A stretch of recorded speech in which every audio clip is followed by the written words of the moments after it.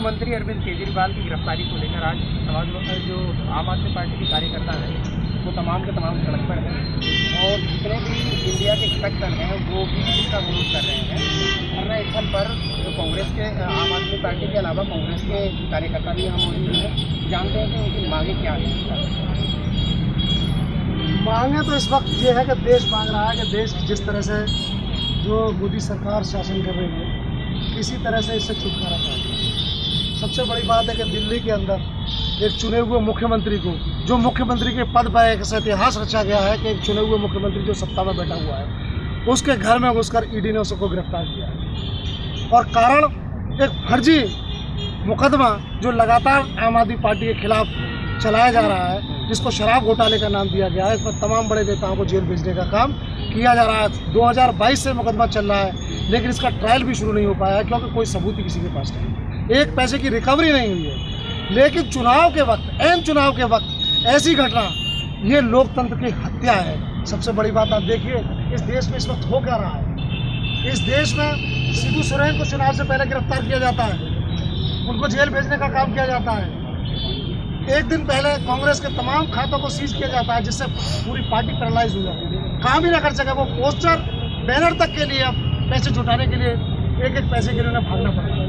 और उसके बाद जैसे ही एक मौका मिलता है ईडी के एक समन को, जिस पर हाईकोर्ट ने संज्ञान लिया हुआ है कि आपको टाइम दिया है, ईडी को दिया हुआ 2 हफ्ते का टाइम और उसका जवाब देने के लिए अरविंद जी को टाइम दिया हुआ है, उसके बावजूद भी ईडी उनके घर गई और जाकर उन्हें गिरफ्तार करने का काम किया। तो ये सब चीज़ें कोई मामूली बात नहीं है। ये सब बातें हैं चुनाव जीतने की तमाम तिकड़ में, जो बार बार चीख रहे हैं, चिल्ला रहे हैं कि इस बार 400 पार, 400 पार। अरे तुम 40 भी पार नहीं कर पाओगे, 400 की तो बात बहुत दूर रही। अगर तुम 400 की बात कर रहे हो तो तुम्हें ये सब प्रपंच रचने की जरूरत ही क्या है। अंदर से भाजपा डरी हुई है और जिस तरह से इंडिया गठबंधन मजबूत होता जा रहा है, आज हमारे धरने पर भी समाजवादी पार्टी के जिलाध्यक्ष लोग, तमाम आम आदमी के कांग्रेस पार्टी के लोग भी आ रहे हैं, कम्युनिस्ट पार्टी का भी हमें समर्थन मिल रहा है। तो इसी तरह से पूरे देश भर में आक्रोश, जन क्रांति इस वक्त तैयार हो रही है जो 2024 के चुनाव में अब के 1 महीने बाद से शुरू होगा और उस चुनाव में मोदी सरकार को उखाड़ फेंकने का काम करेगी, जिसने लोकतंत्र की हत्या करने का काम किया है, तमाम संवैधानिक संस्थाओं को समाप्त करने का काम कर रही है।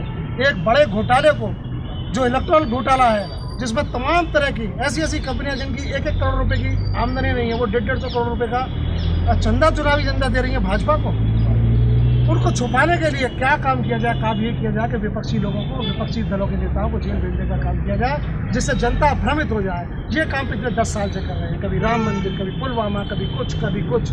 ये तमाम भ्रमित करने वाली राजनीति मोदी सरकार की है, जिसके विरोध में आज एक माहौल तैयार हो रहा है पूरे देश में, जिसमें तमाम पार्टियां इकट्ठा हो रही हैं और उसी के तहत आज बुलंदशहर में भी धरना प्रदर्शन चल रहा है और हम सब लोग एक होकर पूरी मजबूती के साथ अरविंद जी के साथ खड़े हुए, सारा इंडिया गठबंधन अरविंद जी के साथ खड़ा हुआ है और पूरी ताकत के साथ हम इस लड़ाई को आगे बढ़ाएंगे। सबसे पहले हेमंत सोरेन की गिरफ्तारी की गई, उसके बाद में कांग्रेस के जो बैंक अकाउंट थे उनको फ्रीज किया गया और अब अरविंद केजरीवाल को गिरफ्तार किया।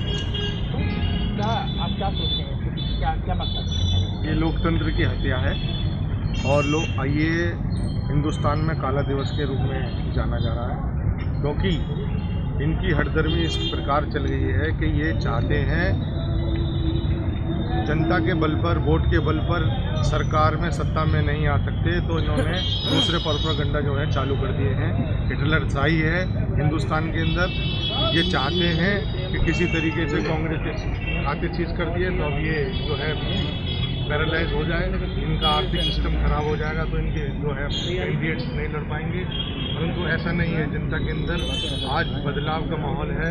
जनता सब समझ गई है कि किस तरीके से इन्होंने सरकारी संस्थाओं का जो है दुरुपयोग करा है, किस तरीके से जो है इन्होंने पैसा कमाया है। पहले भी कोरोना काल में जो पीएम केयर फंड था उसको मोदी केयर फंड बना दिया और उसको सार्वजनिक नहीं करा।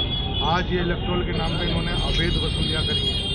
जिनके बिजनेस नहीं है वो करोड़ों लाखों रुपए जो है दान में दे रहे हैं।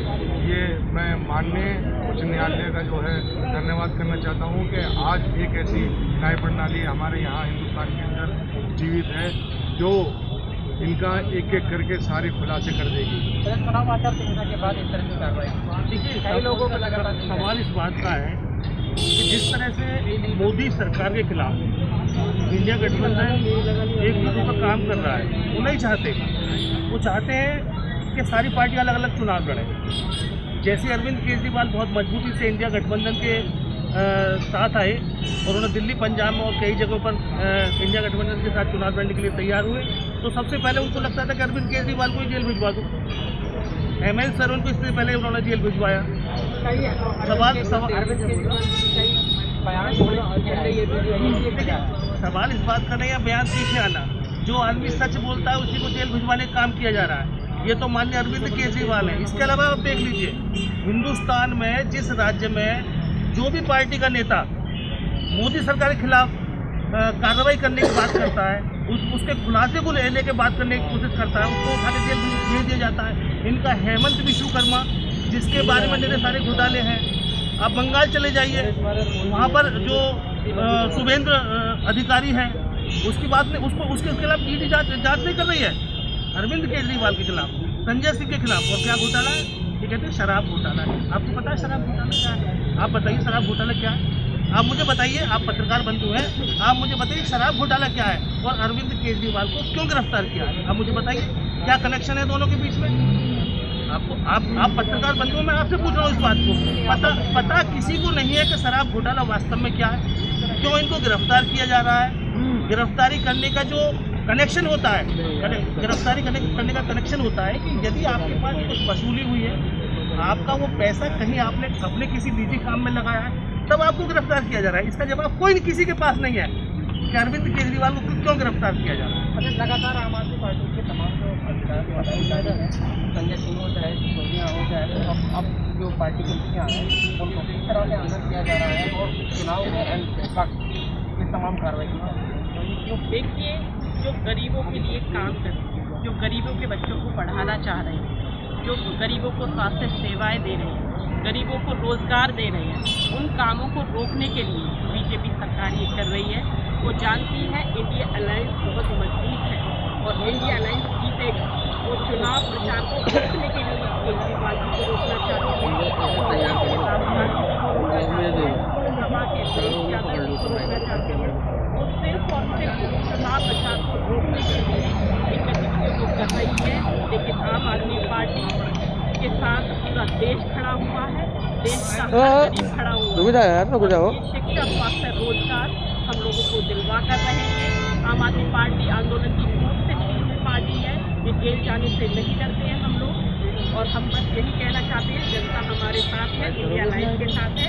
अगला जो 2024 का इलेक्शन है इसमें इंडिया अलायंस जीतेगी। अच्छा, तमाम एक तरह से निशाना बनाया जा रहा है। देखिए, मोदी सरकार जो है उसको पता है कि सत्ता से जा रही है, किसान, नौजवान, गरीब, महिला सब सरकार के खिलाफ है। अब भारतीय जनता पार्टी ने एक वॉशिंग मशीन लगा रखी है जेपी नड्डा के नेतृत्व में, आरएसएस और मोदी जी ने, कि वो अगर किसी भ्रष्टाचारी को, चाहे वो अजीत पवार हो चाहे कोई और हो, अगर वो उनके यहाँ पहुँच जाता है तो वो सफ़ेद हो जाता है। और अगर विपक्षी दल ईमानदारी से भी काम करते हैं तो वो ईडी और आईटी लगा करके उनको दोषी बनाने का काम करते हैं। अरविंद केजरीवाल जी की गिरफ्तारी उसका साक्षात प्रमाण है कि अरविंद केजरीवाल जी ने जब भाजपा से गठबंधन करने से मना कर दिया, उनको गिरफ्तार कर लिया। हेमंत सोरेन ने झारखंड में मना किया, उनको गिरफ्तार कर लिया। पहले राहुल जी, प्रियंका जी को आपने देखा कितना परेशान किया, कांग्रेस के खाते सीज कर दिए। ये एक बौखलाहट है आरएसएस और मोदी सरकार की। लेकिन मैं आपको बता दूं, गाँव और जमीन पर भारतीय जनता पार्टी खत्म हो चुकी है। लोग बेरोजगारी से तराई कर रहे हैं, लोग अग्निवीर योजना का विरोध कर रहे हैं, लोग महंगाई से परेशान हैं, महंगे पेट्रोल से परेशान हैं, काले धन की भाजपा बात ही नहीं करती, भ्रष्टाचार खत्म करने की बात ही नहीं करती। निश्चित रूप से अरविंद केजरीवाल जी की गिरफ्तारी मोदी सरकार के ताबूत में आखिरी कील साबित होगी और 4 जून को इस देश में लोकतंत्र और संविधान बहाली वाली सरकार आएगी और मोदी सरकार की विदाई।